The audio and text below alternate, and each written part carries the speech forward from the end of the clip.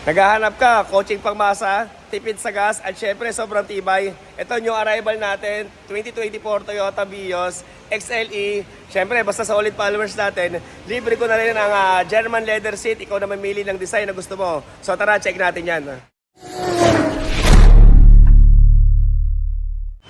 Okay, so ito para sa mga ka-spaghetti natin, Class AA unit. Ayan, 2024 model, Toyota Vios 1.3 XLE, automatic transmission. Ayan, Casa maintain with Casa record, kulay black.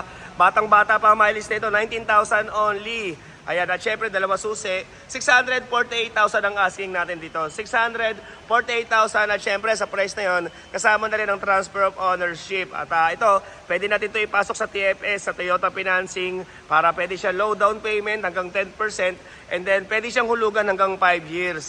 Ayan, so isang mabilis na ikot lang para sa nagkaka-interest ng unit na to. So ito, number 3 yung kanyang coding. Siyempre, makakapal pa ang mga gulong na ito dahil napakababa pa ng mileage. Ayan, nakatuton mags na rin. At nakita mo naman, fresh original paint. Ayan, kulay black. At dito naman tayo sa bandang likod. Okay, so ito naman yung kanyang likuran. Siyempre, meron na rin siyang back camera. Ayan, okay. At sa likod, may dalawang sensor na rin. At ito naman yung kanyang kabilang side. Okay, ito linis lang ang ginawa ko dito. Ayan, at wax lang. Ayan, all original. Okay, syempre, open lang natin. So, ayan, keyless entry, dalawang susi. Syempre, first owner. Ayan, at yun basta solid followers natin, solid ka-spaghetti. Ayan, libre ko na ang leather seat nito, German leather, 3 years warranty. Kayo na mamili lang design na gusto nyo, okay? At ito, meron na siyang stock na monitor, meron na rin siyang RFID.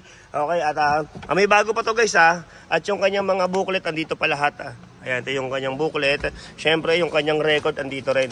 So, ito yung kanyang, ayan maintenance and warranty booklet, andito. At ito, ano ba ito? Insurance. So, ito, insurance. At isa pang maganda rito, yung kanyang battery is bago pa.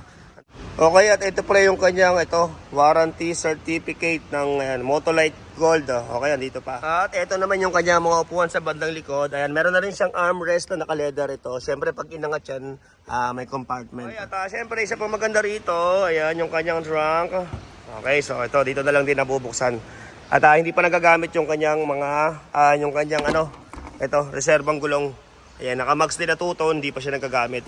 Okay, din yung kanyang mga tools. Okay, at para sa sample quotation for financing, i-direct message nyo ako sa Sir Bugs, sa messenger ko. I-type nyo lang sa mga Facebook nyo, Sir Bugs, and para mapasahan kayo ni admin ng sample quotation, and then ng list of requirements. At ito, only scan tayo sa unit para sa mga gusto magpa-scan. Meron tayo dito na full system scanner na lagi kong ginagamit sa tuwing nag-check tayo ng unit. Okay?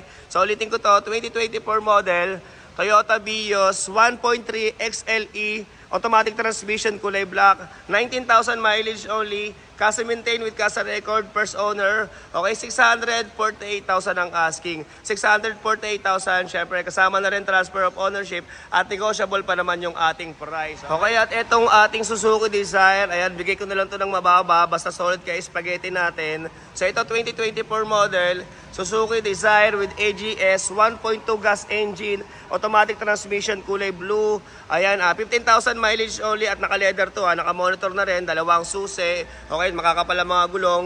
Ayan, kita mo naman kung gaano siya kakintab. Okay, 528 yung asking ko rito. Ayan, bigay ko na lang to ng 480,000 kasama na rin ang transfer of ownership. Siyempre, pasilip lang din dito sa loob ng Desire. Ito, na-i-vlog ko na rin naman to nung nakaraan.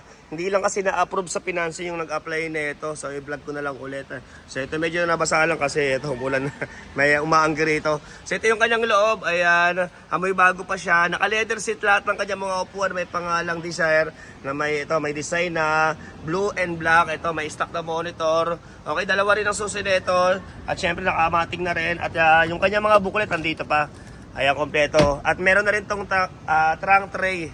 Okay, at yung kanyang mileage ay 15,000. Pero ito ginamit ko, baka tumaas na ito sa 15,000 yung mileage nito. Baka nasa 16,000 na to siguro. Okay, so ayan, ulitin ko, 2024 model, Suzuki Desire, ayan, 1.2 with AGS, automatic transmission, kulay blue, 15,000 mileage only, Okay, dating 528,000, bigay ko na lang to ng 480,000 kasama na rin transfer of ownership. Pero syempre, sana nakapollow and like sa aking Facebook. At kung sa TikTok ka naman nanonood, sana nakapollow din. At kung sa YouTube naman, sana nakasubscribe. Okay, ang dami natin vlog, kaya lagi tayong pause ngayon. Okay, so 2 unit lang muna. Thank you very much for watching.